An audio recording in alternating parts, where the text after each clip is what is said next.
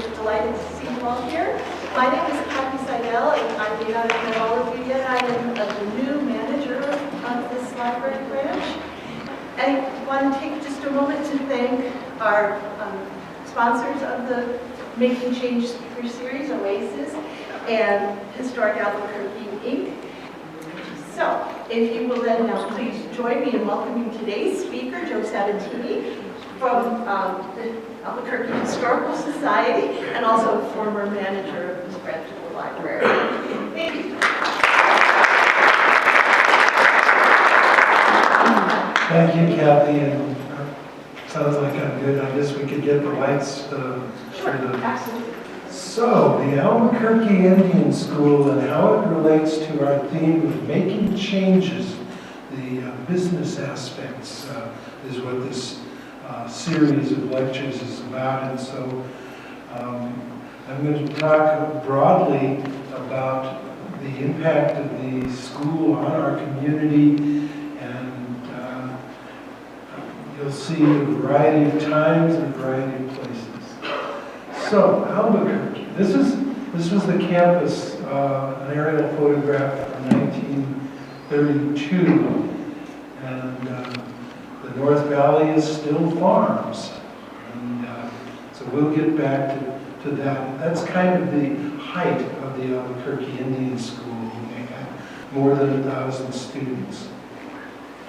We start out with advance button. So Albuquerque during the Spanish and Mexican period is 2 notches above a farming village because it had a parish church of record and a presidio, which was a small collection of soldiers in a fort. The Americans arrived, and immediately the American Army is asked to help with the problem of raiding Indians who were plaguing both the Spaniards and the Pueblos in the Rio Grande Valley. So, as part of the Army's efforts, they set up a quartermaster post in Old Town. And in fact, the commander of the post lives in the home, the former home of Governor Manuel Armijo, the last Mexican governor. Legend has it that the commander of the fort, Major Ruxton, he had his wife and children with him, and he had been in Fort Union. His first daughter was born in Fort Union. His second daughter was born at Albuquerque, but the first daughter married the Civil War General Philip Sheridan, and it was important enough in Albuquerque's history and self-esteem to publicize that this was the birthplace of Little Phil's wife.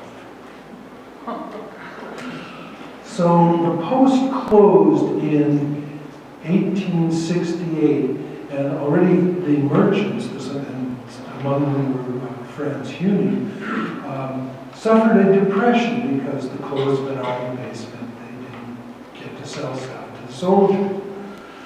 And so this was in the memory of the business people who were already operating in Old Town when the United States began a grants peace policy of changing the way they handled Indians.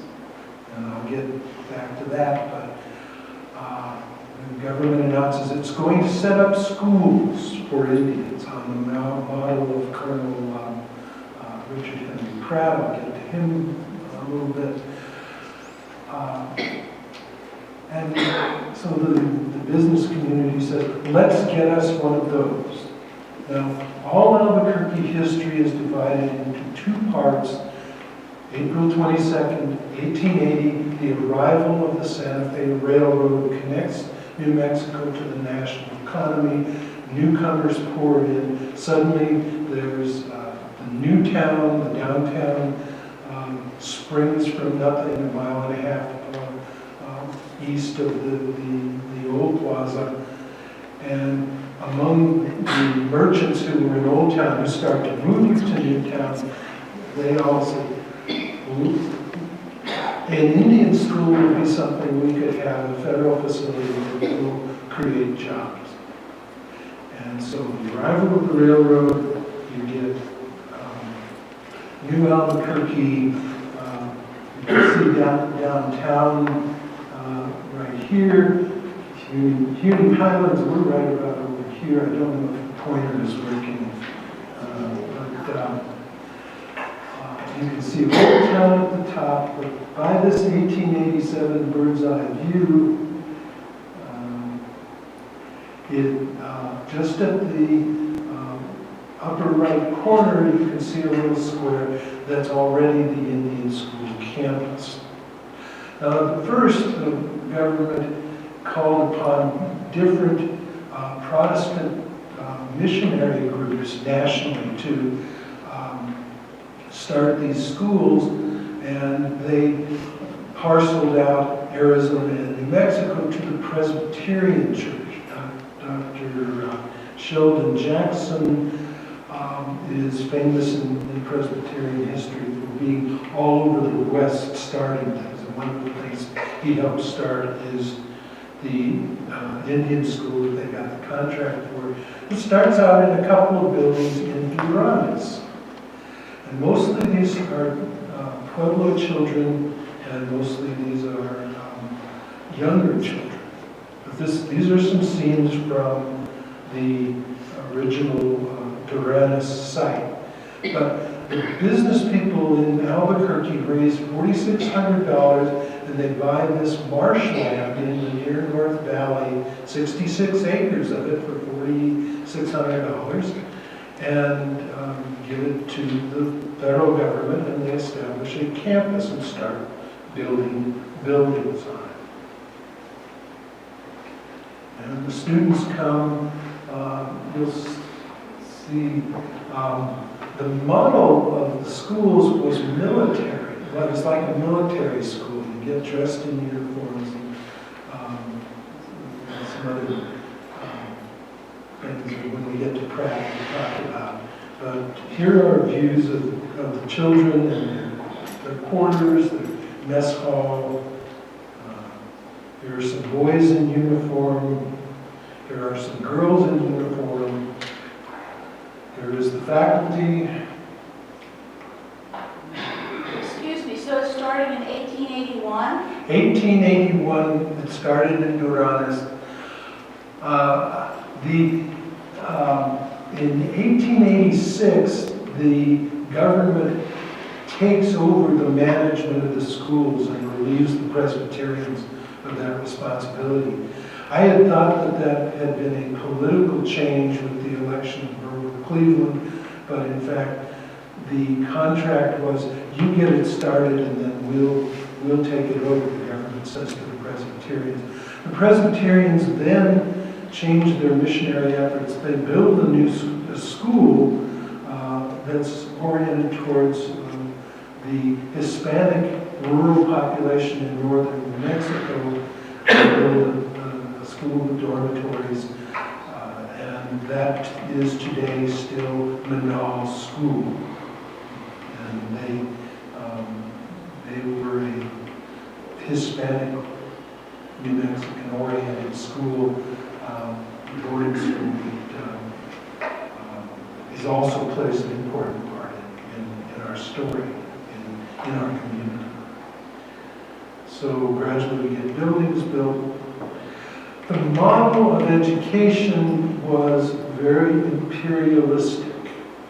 Colonel Richard Henry Pratt ran prisoner of war camps in the Civil War, and then he managed Indian prisoners of war, and the United States had this dilemma. They start out making treaties with sovereign nations. It's right there in the Constitution. Indians are sovereign nations. By 1870, it's clear that that's not working. There's wars, there's treaties. You move the Indians west, and settlers move in on them, and there's wars and treaties, and you moved west again. That didn't happen in the Southwest, different model. How to stop the wars? Well, let's turn these people into Americans by taking away their culture and bringing them to the American culture, manifest destiny. How do you do that? Well, you kidnap their children, take them hundreds of miles away to Carlisle Indian School in Pennsylvania, which Brad established and ran. Shave their hair, because that may have religious significance. If they speak their languages, you beat them, you make them speak English, you farm them out to local industries or farms, the outing program, you let them work in American houses and businesses, and they learn how to do things our way. And then after you've kept them for a number of years, you send them back to their traditional tribal communities, and they don't fit. They either don't go back, or they go what they call back to the blanket. And they said, forget all that. Or they come back and they don't fit, and the social and medical problems of that are manifest to this day. It's disastrous to individuals, very hard on the communities. So the first schools all had this military school model. You march the children to every event in their classroom day, readily taps, the works.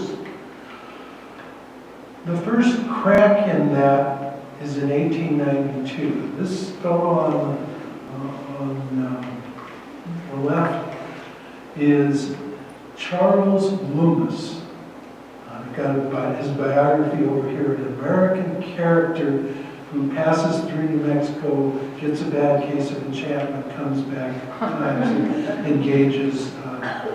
But in 1890, he has a stroke. He's working for the Los Angeles Times at that point. He has a stroke. He comes back to New Mexico and gets a house in Laguna. He rents a house from a man named Juan Ray Abeta.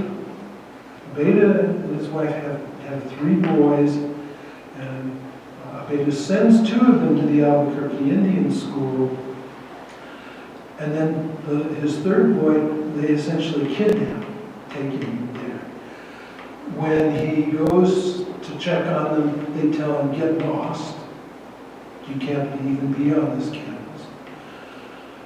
Comes May, and it's time to work the corn, and so he goes and says, I want my children back. And the other Isleta parents with children at the school say the same thing. It's summer vacation, we want our children back. Somebody's got to weed the corn, and and they also do ceremonies, and that's what the government is trying to prevent, to have these children inculcated into the pagan rites of the Pueblo religion. So when he is refused, Juan Riobeda tells Loomis, who gets very irritated and figures out, I'm going to get a writ of habeas corpus. The government can't hold these children against from their parents. That works. And so, particularly at the Albuquerque and the Santa Fe schools, Santa Fe also has an Indian school, they are able to get the children released for summer, and then later for Christmas as well, Christmas holiday. But Pratt is famous for this one sentence philosophy: we have to kill the Indian to save the man. So let's see, these are faculty members. I think this is maybe 1920s. And among those are a couple, Canfields, and we'll talk about them a little later. So the school grows, and here we have, the enrollment is increasing, along with the school at Albuquerque and Santa Fe. The government starts building day schools on pueblos and reservations, so the youngest children are now going, many of them to day school in their community, and then when they get to 4th, 5th, 6th grade, then they go to Albuquerque Indian School. So gradually the age of the children gets greater. By 1928, they are just a 7 through 12 school. But so here's all these buildings and all these building contracts, and you get workers buying construction goods. That helps the local economy. This faculty has payrolls, and they've got homes and the like. So they're very. It contributes, as the school grows, it contributes to the economic well-being of Albuquerque. This is a 1927 map. You see outlined in blue the top portion above Indian School Road, which cuts a diagonal through the middle there, is the original 66 acres. The government acquires another parcel down below off the railroad spur. They have a warehouse for the various government activities that are supported, the Forest Service and the like, supported from what became the General Services Administration. But the top part we see, 12th Street doesn't go through because the sawmill mill pond is just down below, or you can see mill pond here. The sawmill was like the 3rd or 4th leading industry in Albuquerque for the first half of the century. So 12th Street is the yellow line that's projected through the middle of that top parcel. So that's a big piece of territory. So part of the curriculum is that the children raise their own food. They are taught to farm, and the food that they raise, that's something that the taxpayers don't have to pay for because they have children laboring. A big part of that was the dairy herd. You can see the football field, and then there's 2 big dairy barns and 2 silos, and you can see some white dots above that. That's the dairy herd. There's 40 or 50 head of cattle. I should also mention, so you have hundreds of children, you're going to need to treat their diseases if they have them, and this is the time when we still have contagious diseases, so there are occasionally contagious disease epidemics and some deaths. So you have a public health service hospital, and you have a doctor's staff.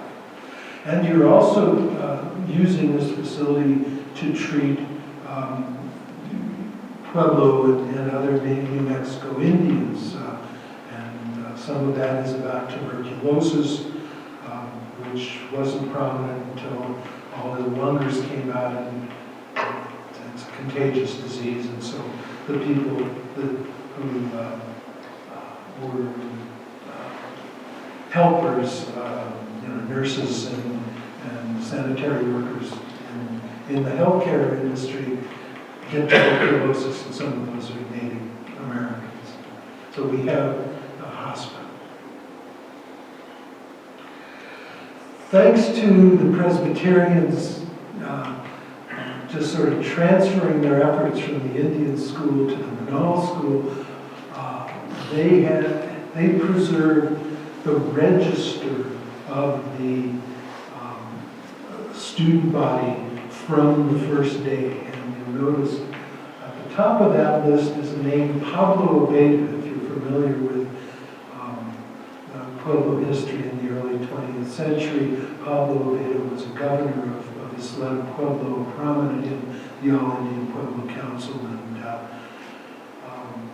he's worth a whole book by himself. But he didn't stay there. He wound up at St. Catherine's Catholic Indian School in Santa Fe, but he's a name. It's appropriate that he leads off the roster of the student body, the first student body. You see the columns,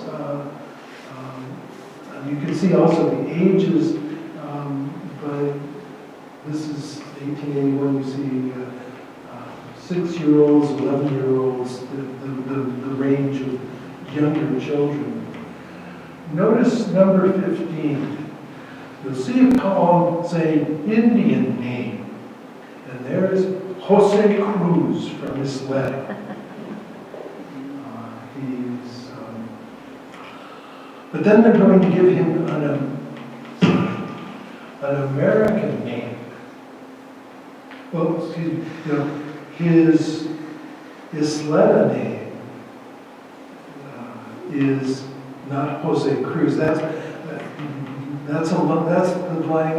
name that he uses with the Spanish people, because Pueblos are bilingual Spanish in their own native language. But Indian naming is a whole other piece of work, and I won't get into it. But along comes the government and says, well, we're going to change that. And so, okay, Jose Cruz, well, let's just make him Joe Cross. No, he's George Wood. Okay, the identity, changing the children's identity every way they can, as a philosophy.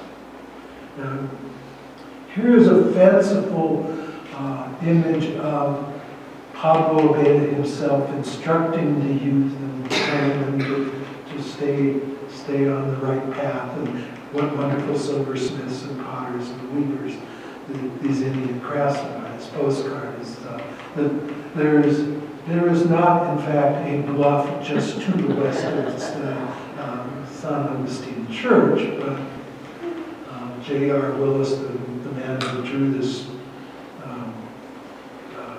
mural, he didn't care. So again, vocational training is the principal thing in the early school. Here's girls knitting socks for themselves. I talked about an outing program. Well, in the 40s, 50s, we have some pictures taken by a staff member. Home economics for girls, shop for boys, domestic arts. So you could, if you are a prosperous Albuquerquean, you can pay to have a girl come to your house and do cleaning and child care things and the like. The money that you get, that you pay, goes to the school, that goes into an individual account for the child, who then can draw on that money. There's a snack bar and a canteen kind of thing, or when you get to be a senior and it's senior prom, you can take the bus downtown to Paris Shoes and buy your prom shoes, your dancing shoes for prom. A former student, Catherine Augustine, I'll mention her later too, said she did that in 1947. So you earn money, and the school manages it and teaches you how to manage your money as well. So here's ironing, here's nursing. Catherine Augustine this girl was in St. Joseph's, making beds in St. Joseph. Catherine Augustine went to nursing school after she graduated at Albuquerque Indian School, had a long career as a staff nurse at the Presbyterian Hospital, and along the way, she got into the People for People program of the United States State Department. So she'd go off on these 3-week trips to Malaysia or China or Chile and teach nurses in those countries about how we did nursing in the United States. And she tells wonderful stories about that. But so you have careers opportunities by going to this school. Or you can be a waitress. This is Brown's Cafe in 1951, and Daisy Pino, an Acoma student, is serving at the counter. If you go into Mary and Tito's on 4th Street, that same counter looks exactly the same as it does in that photograph. And as I said, girls take home ec and boys take shop. And you've got an auto shop where you learn repair. I mentioned the Canfields, their son Charles gets a gas station on 4th Street. And then there's native crafts. Originally, you didn't teach native crafts because that's part of what you're trying to get all these people away from. But then when it becomes commercial rather than utilitarian or sacred, then that's an economic opportunity. So let's teach jewelry. Albuquerque Indian School was well known for its fiber arts, its weaving. Some of the silversmiths got to work at Maisels. This is the famous basement workshop that you can see when you go into Maisels at 5th and Central. You go into the showroom and you can look down into the pit. They're not doing that these days, but that's for many years they had watched real Indian silversmiths at work kind of deal. Again, I mentioned how important agriculture was because most of the students who are here are Southwestern. They're going to go back to Pueblos, back to the Navajo Reservation, Apache Reservation, which are running cattle and sheep. So farmers and ranchers, some of them are going to be, so you teach agricultural skills. We had this mantra that came up in the 30s when New Mexico state government got into the tourism business directly. 3 cultures living in harmony, and come see Indians living practically as Coronado found them, referring particularly to the Pueblos. So here's the native peoples advance with the technology just like the neighbors. So here it is, Wilfred Perrin on the John Deere tractor that he's learned how to do first echelon maintenance, change the belts, the spark plugs, and the like, so that when he goes back to Ganado, he can carve out a cornfield with a tractor with his uncle Scott.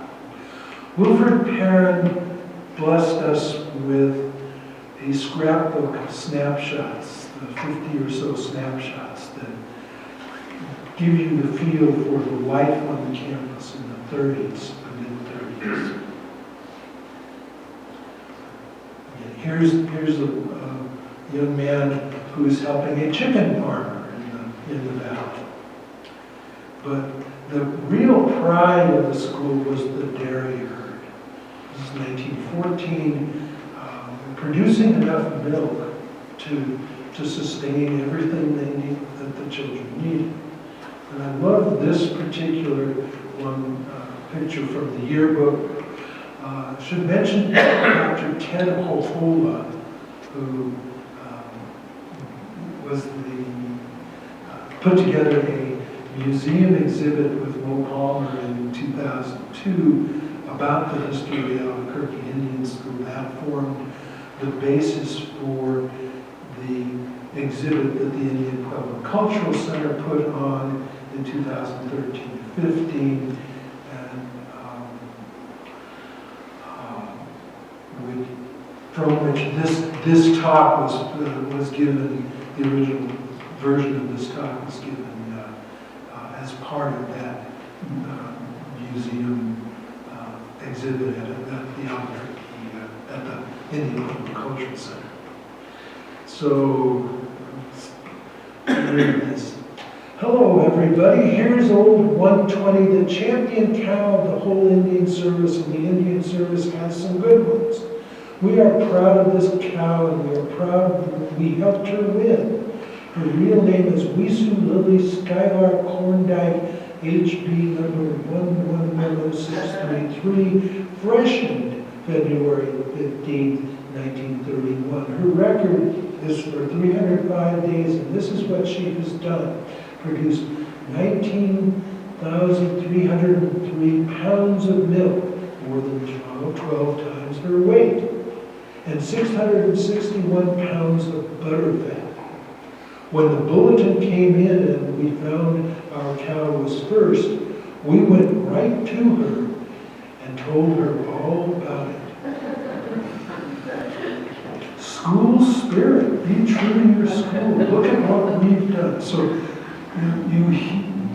you start with Pratt and the oppressive nature of the original curriculum.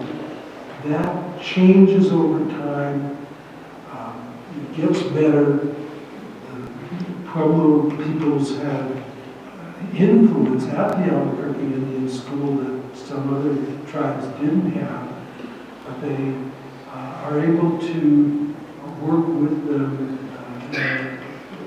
the school and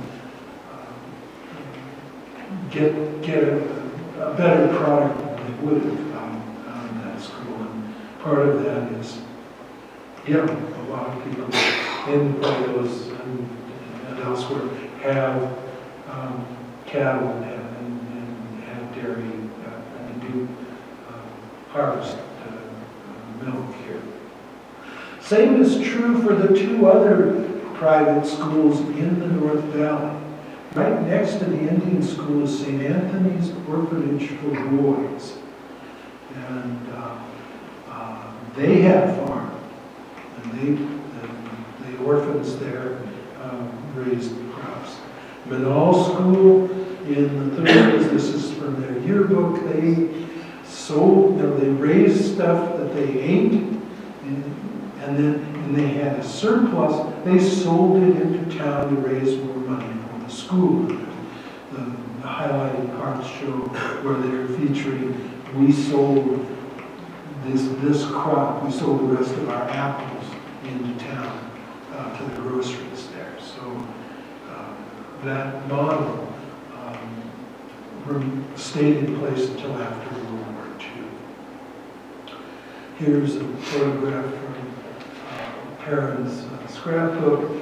The gazebo was surrounded, it was a square where they marched, and then the gazebo in the center of it surrounded by the classroom buildings. This may be a graduation. Also, you have relations with the local community. The Albuquerque Journal is listing the high school graduates for 1919 in its paper, in the program, the graduation program.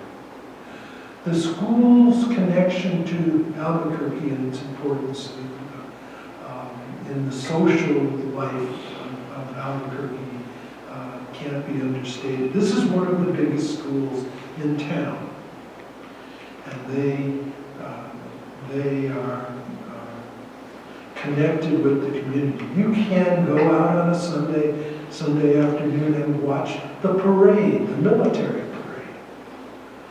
You can go to a theater. They're putting on Hiawatha. Hey, how Indian can that be? Which they've costumed, and they've done all all of the things you have to do to put on a dramatic production. They have bands, and bands can travel. Concert band, marching band.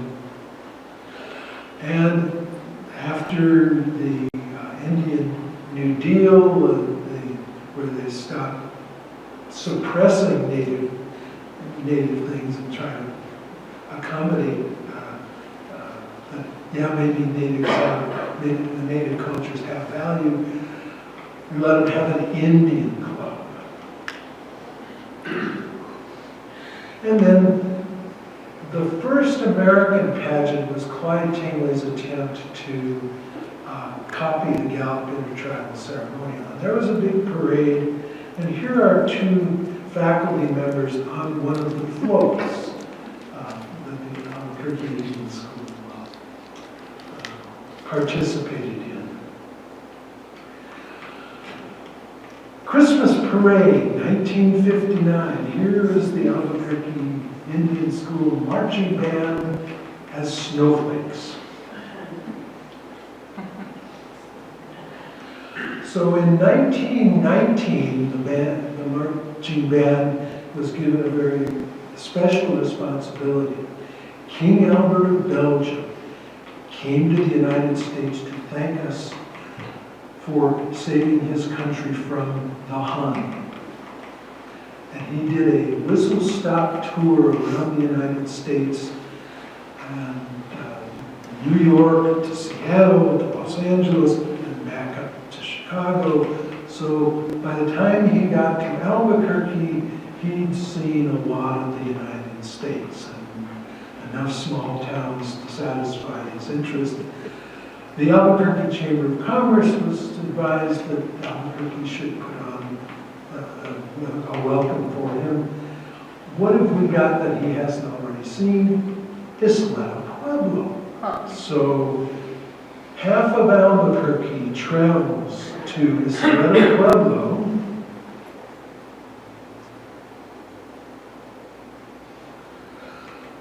to see King Albert of Belgium.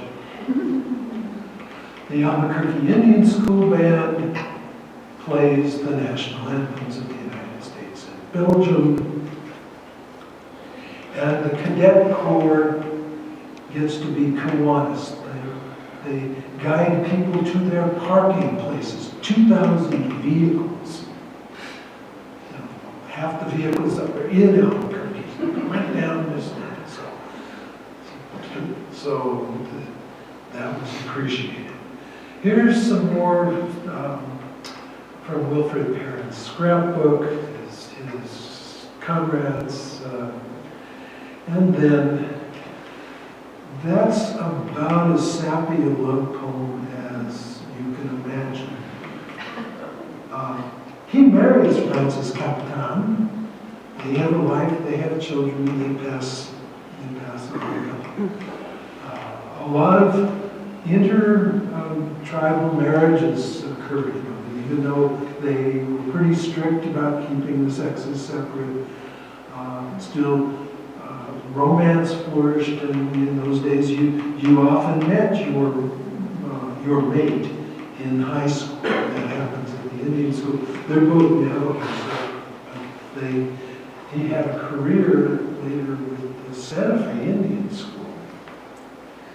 And so campus life, here's Indian School Road. The trees to the right are now what is called Graves Park. And the building in the background, 232, is we'll talk about a little later. So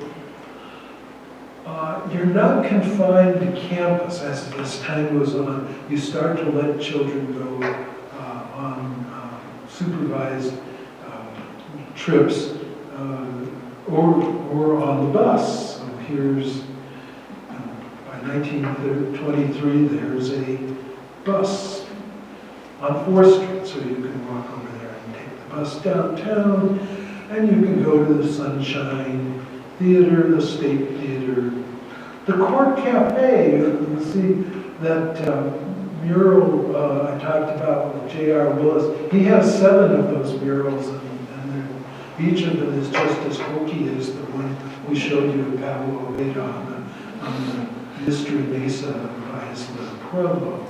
Is the one on the right, is that the Court Cafe? The Court Cafe, yes, at 4th and Central. Or you can go to the Chemo. Sports, by 1910, there was already a sports league. The University of New Mexico, Albuquerque High School, Manal School, and Albuquerque Indian School were the league. They played each other. UNM was probably the low-ranking team because there were 700 students there, so they didn't have much to field, and they often got beat by those other 3 teams. But over time, the Indian school sports teams were part of the sports leagues that were available. And these are from Laureata, the Albuquerque High School yearbook. Sad chapter in our football history where the Indians beat them, the Braves beat them. Middle picture there is in 1928, Albuquerque High School AIS game. 1935, they win the state championship. And here's the team that did that. Here's the football field where they accomplished it. And even after the war, they're still active. And here's homecoming, 1952, with the girls is in Apache buckskin, the homecoming queen is. And here's a tournament, a basketball tournament, where they win the city trophy. So, religious practice, originally the government is Protestant oriented. That caused a lot of difficulty out here because the Pueblos, while retaining and practicing their native spirituality, also are baptized Catholics and to varying degrees will participate in Catholic Church. So you part of the difficulty in a government school is you get paid by your student count to some degree, and if you can't get students in, you can't run a school. So if you are featuring Protestant religions as part of your curriculum, then the Archdiocese of Santa Fe is going to have their parish priests tell their communicants at Sunday Mass that they shouldn't send their children to the Albuquerque Indian School because it's going to turn them into Protestants. So you have to accommodate for that, and they did. By 1960, you have missions that are built near the school that service the Indian populations, and you see a variety of, and both the Catholics and the Protestants are there. So in the early days, you can take them downtown to Immaculate Conception or to Old Town as a Libertarian. The Presbyterians, having been there first, have an active Indian outreach effort, and so you can bring children into downtown, and then you build a church out in the North Valley that serves their needs.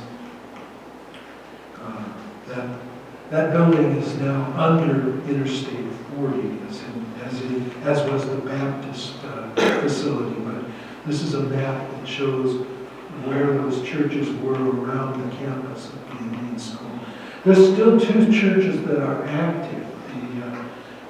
The Church of the Nazarene as we're driving over, I think they were having a Navajo taco sale at their church this morning. It's a predominantly Native American parish to this day near the Indian school.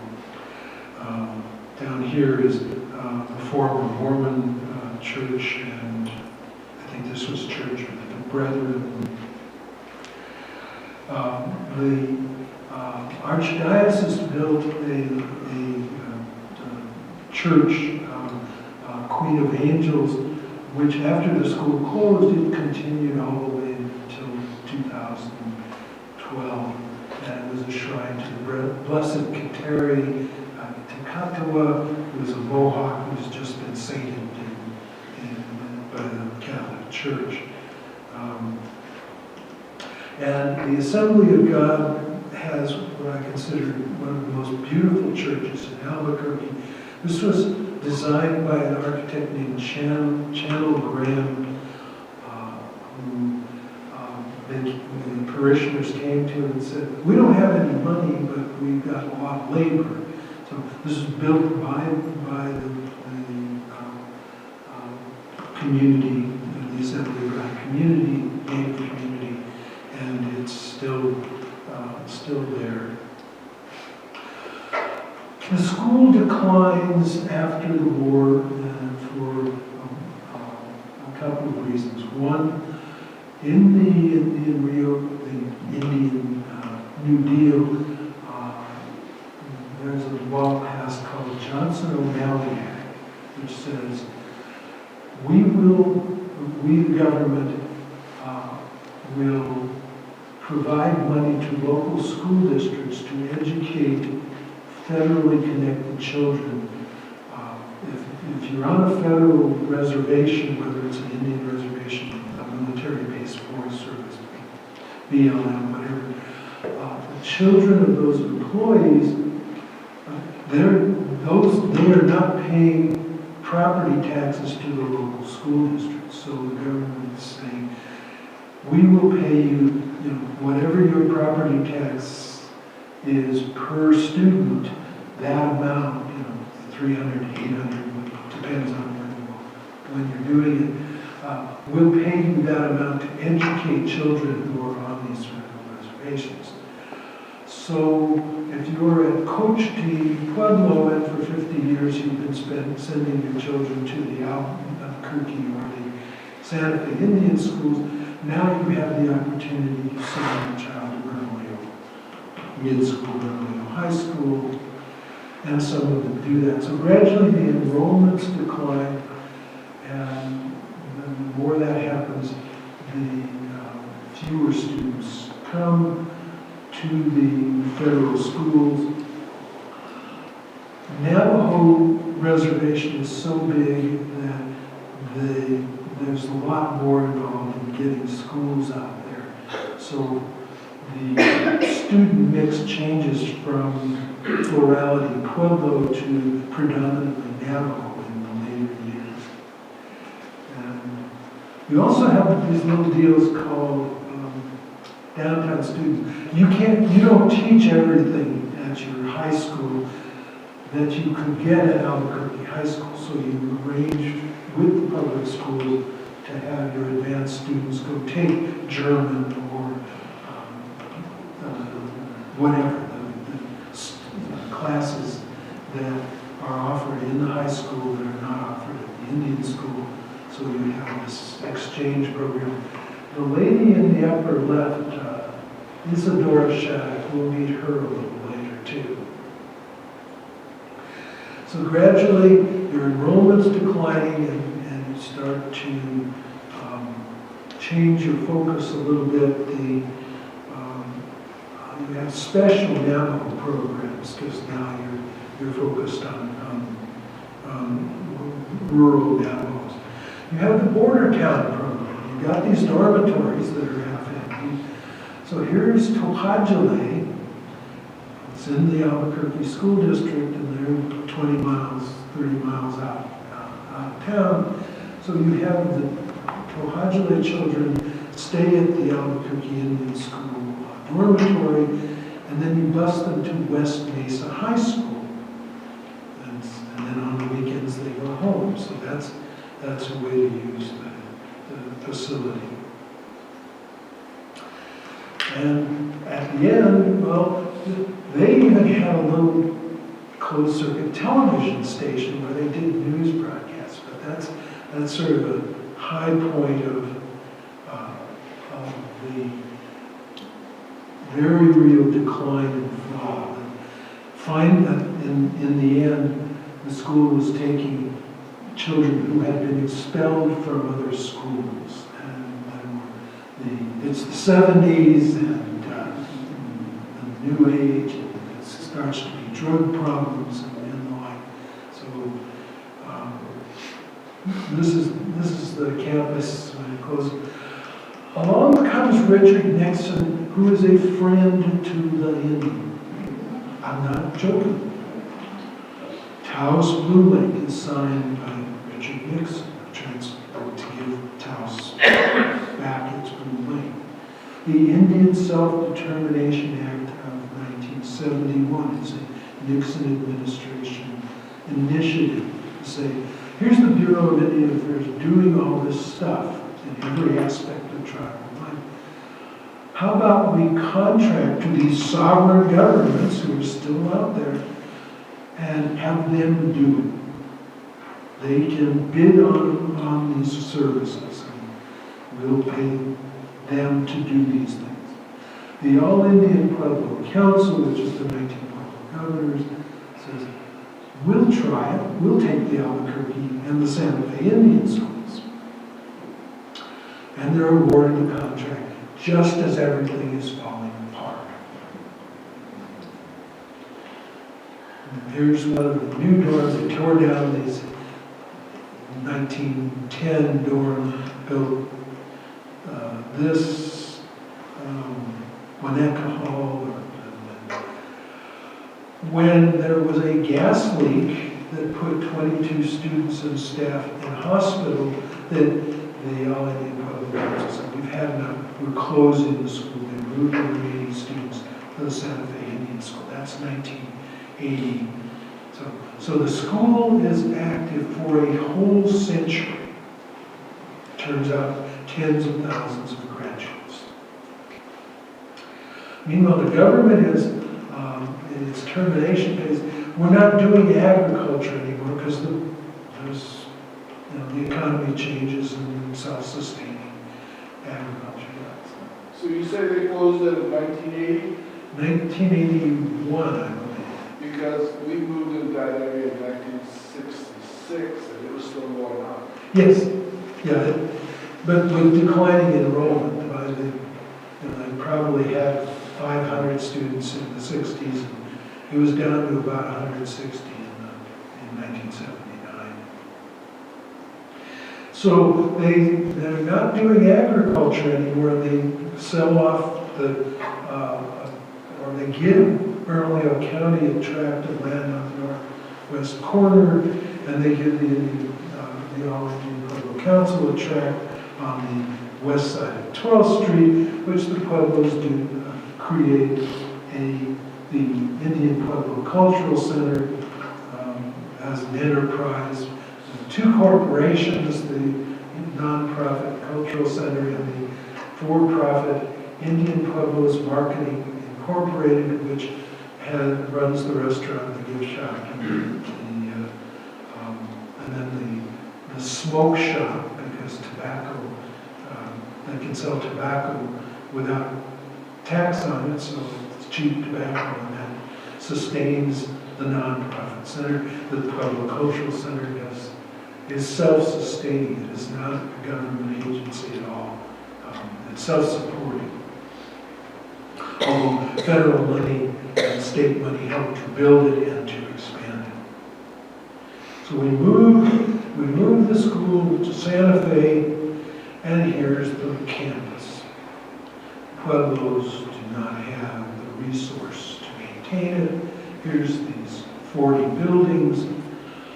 Vagrants move in the wintertime, go in. The file cabinets are still there, the records. So you take paper out of the file cabinet, you build a fire, keep warm down there. buildings burned down.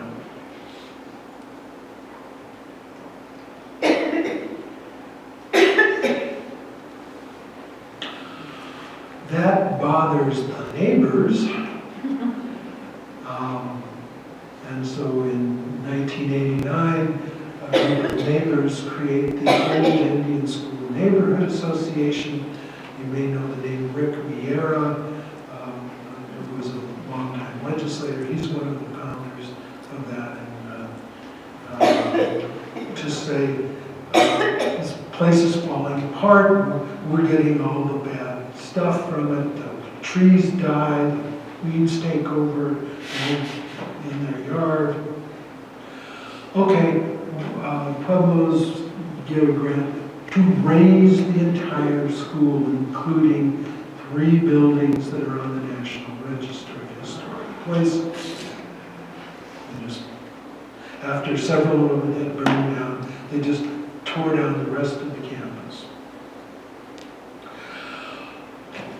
Along comes Manuel Lujan Jr., our congressman who George H.W. Bush appointed as his Secretary of the Interior. On his last day in office, just before the Clintons come in, Manuel Lujan Jr.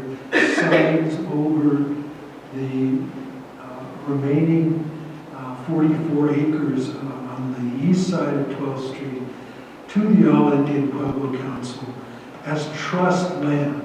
Suddenly, this is not, this is no longer then under the jurisdiction of the city of Albuquerque. It's just like a reservation in South Dakota somewhere. It's, Indian country. Different set of rules. They set up a federal economic development corporation, the Indian Pueblos Federal Development Corporation, to do economic development. The neighbors go nuts. They're going to put a casino there. Already you have at that point, several pueblos have evolved bingo parlors, and they're about to get legislation that allows casino gaming. And the neighbors say, they're going to, they're not governed by city zoning rules. They're going to do whatever they want. Think of the delicious irony of the Anglo and Hispanic neighbors saying that the Indians are going to run down their property. But it's now become the Old Indian School Near North Valley Neighborhood Association, and they put together a front group called Neighbors for Rational Development, and they raise money and file a lawsuit and stuff. Meanwhile, the Development Corporation arranges to get a couple of federal office buildings built on the site, which are there to this day. So the neighbors lose their lawsuit, but that's the rationale is, look, they're in the middle of a city. It's, you can't treat it like a reservation. So a political compromise is organized, and thanks to City Councilor Vince Griego and Mayor Martin Chavez and the Pueblo governors, they talk for a while and come up with a development agreement where the Pueblos, all 19, every governor from Taos to Zuni has to sign off on this development agreement where, okay, we will co-adopt everything you've got. We reserve our sovereignty in that if there's something that we really can't accommodate, we'll tell you that we can't do this piece. But meanwhile, the city of Albuquerque will provide police and fire and sewer and water and street lights and zoning. The Pueblos agree that they will generally comply with the city's building and zoning ordinances. Okay, that gets talked about.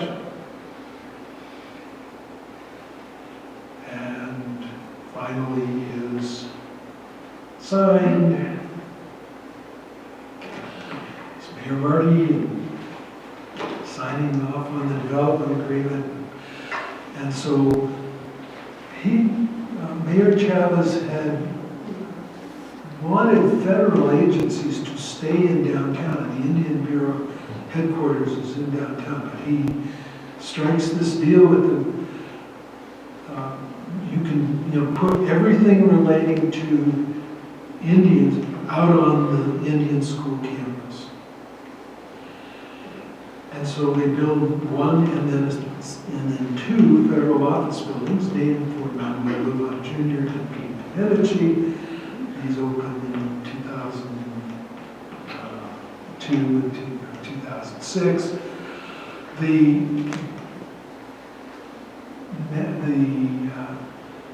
facility is not just the Southern Pueblos Agency. It has a lot of other responsibilities of major Department of the Interior Computer. They have something called the National Indian Training Center, which means that if you're working for the BIA in Alaska or Maine or Florida, you have to go to training to learn the new computer system. You come to Albuquerque. Okay, so where do you stay? Well, let's build a Holiday Inn Express, which is also right next to Interstate 40, so you can draw Interstate 40 tourist traffic, supplemented by these bureaucrats who are staying for 2, 3, 5 days in your hotel, which has a good occupancy.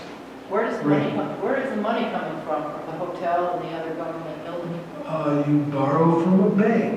The Federal Development Corporation borrows from a bank, the local banks. And and with Holiday Inn, you work with them, and they've built some hotels already, so they know what they're doing about it.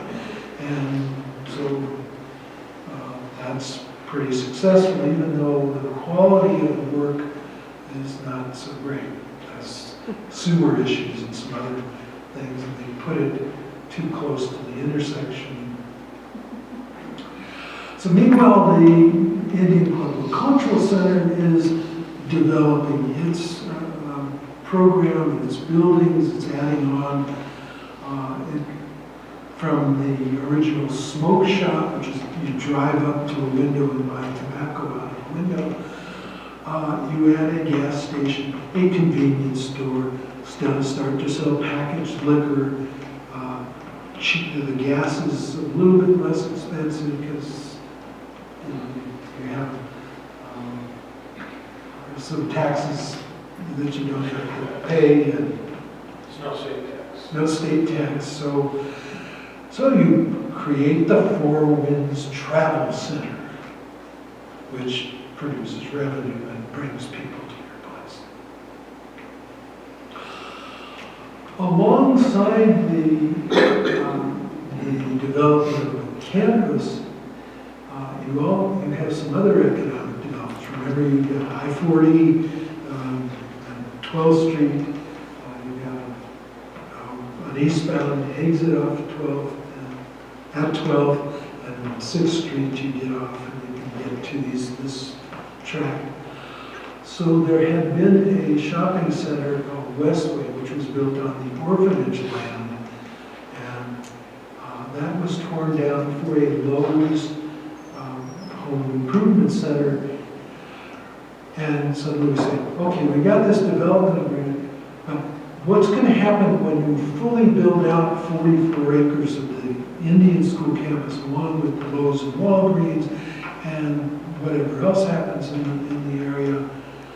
We need a traffic plan. So in 2005, there's a public process that the city and the Development Corporation put on where neighbors study what will happen if there are 5 federal office buildings instead of 2 federal office buildings. And how do we get those workers to the freeway to get home?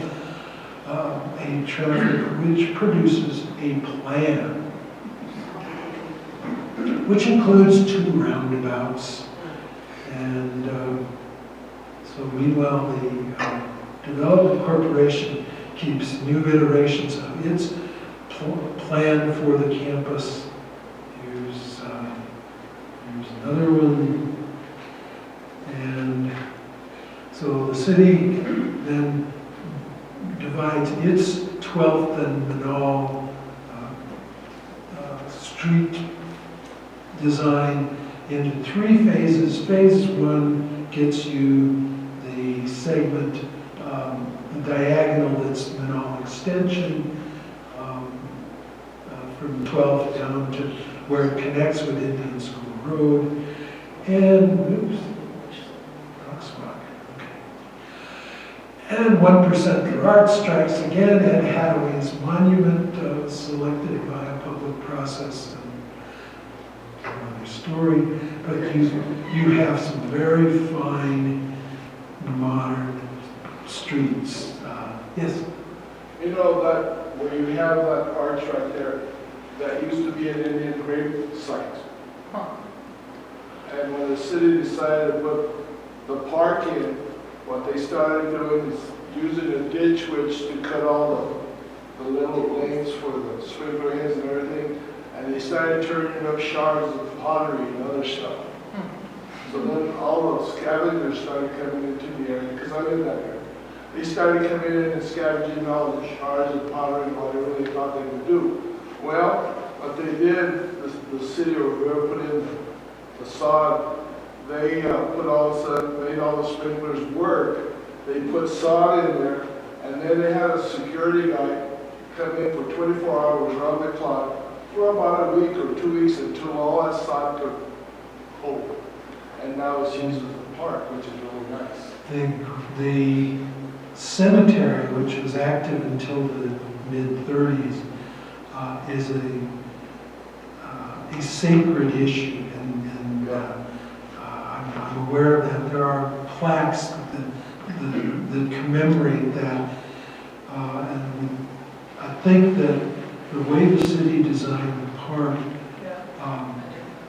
that's not where you're going to picnic, that's not where you're going to have volleyball. There's some trees there that sort of make it just a shady place. But the cultural issue of having a cemetery, that was a horrible, horrible thing to have happen in the 1971 when they were developing Village Park. They didn't tear every single building down. The building on the south side of Indian School Road, which we call Building 232, was where the Southern Pueblo Agency was when they tore the rest of the campus down. This is a building built in 1930, and it originally was a married and single faculty teacherage.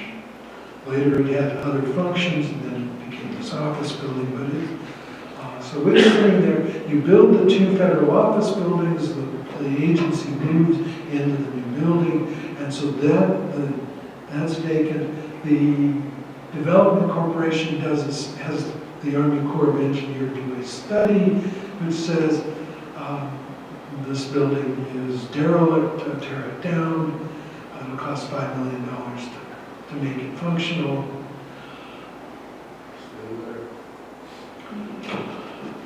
Professor Ted Hohola, distinguished professor emeritus of the University of New Mexico School of Architecture, has a seminar class, Human Settlements, which focuses on Building 232, and he's sort of the unofficial historian of the Albuquerque Indian School. And it comes to pass that the National Trust for Historic Preservation puts this building on its list. This place matters, save this building. I mentioned Isadora Shattuck. She's the lady on the left of the 3 Shattuck sisters who pose in front of the the chain link fence and barbed wire, closing off the property. At this point, the management changes in the development corporation. And don't ask me questions about that. It was, some mismanagement, and the Pueblo governors changed the management. They fired the development corporation staff and put the Indian Pueblo Cultural Center management in charge of the development of the campus. Suddenly they start talking to the neighbors again. The relation between the development corporation and the neighbors was poor. And so, meanwhile, back at the building 232, Ted Hohola and the neighbors, everybody said, save this building, it's the last building standing. And Mike Canfield, who was the CEO, says, okay, we'll do what we can. There's this school in the Southeast Heights called the Native American Community Academy, which educates 300, 400 Native American, primarily Native American students, which is looking for a better site. It's marriage being given. Here's the groundbreaking where they're doing the renovation in 2012. A year later, here is the dedication ceremony when they open. And I think you can see Mayor Barry is on the right of the dignitaries on the podium there. Native American Community Academy has flourished in Building 232. They also utilized the old, the Catholic Queen of Angels mission. So here are a class of children who had done an oral history project presenting at the Indian Pueblo Cultural Center. So is that school, what's the governance of that school? It's a charter school under the Albuquerque public school system, and with its own board, and it operates like any other charter school. And then a parallel development that I mentioned, that the former Westway Plaza, which is now the Lowe's Walgreens, across the street was the last remnant of the orphanage property. Along comes McDonald's. It's right next to the freeway. It's a site that doesn't quite work. And we go through the 16 iterations of the site plan from hell, which is partly affected by the fact that the property that the Indians own Indian School Road from 12 to 10. It's part of what Mama gave them in trust. So you can't do anything on Indian School Road without the permission of 19 Pueblo governors and their board of directors of the development. And the Pueblo said, no, you make it right, or we won't let you use Indian School. So you have to come in and out on 12. Remember, there's a turn bay going into Lowe's Walgreens. Lowe's gets 700, 1,000 customers a day, and so you've got intersecting. So that was fun. And then at iteration 13, they realized, whoops, we've got to change the southeast corner of 12th and Indian School because we have school buses making the turn, and that's an oblique, the radius is more than 90 degrees, and so way fun.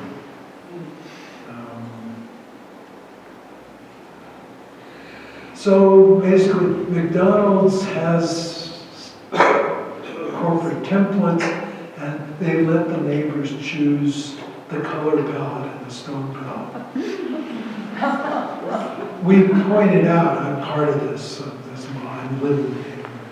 So we said, well, at Coors and Alameda, you've got Pueblo build McDonald's with Vigas sticking out, and at the National Hispanic Cultural Center, in homage to their Torreon, they have this little Torreon. How about you're next to one of the biggest tourist attractions in the state of New Mexico? How about architecturally respecting that? Way from. So why was it allowed? Because it wasn't on Indian property, it was on private property, it was zoned. They got a zone change, the neighborhood imposed a zone change, and then they had to do it, because it was residential, incredibly, even though it was part of the orphanage. So they got it changed to commercial, and then they had to get a site development plan, and the traffic was exquisite. You get a sense of that from all of that. Go by there, you'll understand that. Meanwhile, the city is continuing its planning process on the street. And so in 2014, we have public meetings, announcements, how we're going to design the 12th roundabout.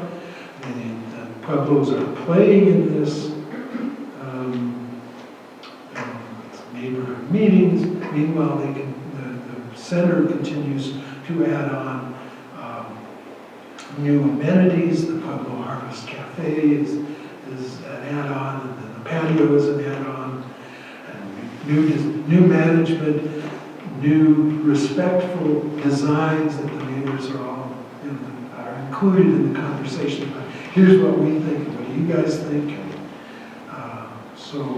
And the neighborhood association has a seat at the table, which is why when we get the Starbucks, a 5,000 square foot Starbucks with a auditorium, a conference room, how many Starbucks have that, in Pueblo style, owned by Indians. The neighbors are able to look at the plans. And the city's got their plans for the street, and the Pueblos have their plan.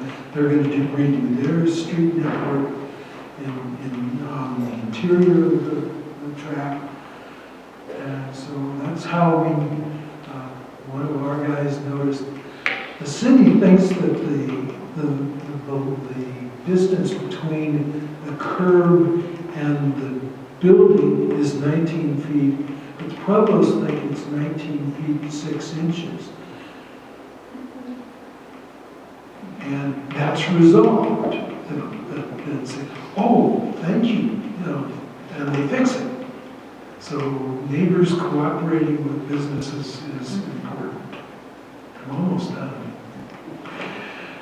And so you get both the Pueblos and the city redoing 12th Street last year. And you get a roundabout back. This is Turquoise Way, Turquoise Street, whatever. There's Eagle Way, there's Pumpkin Drive, there's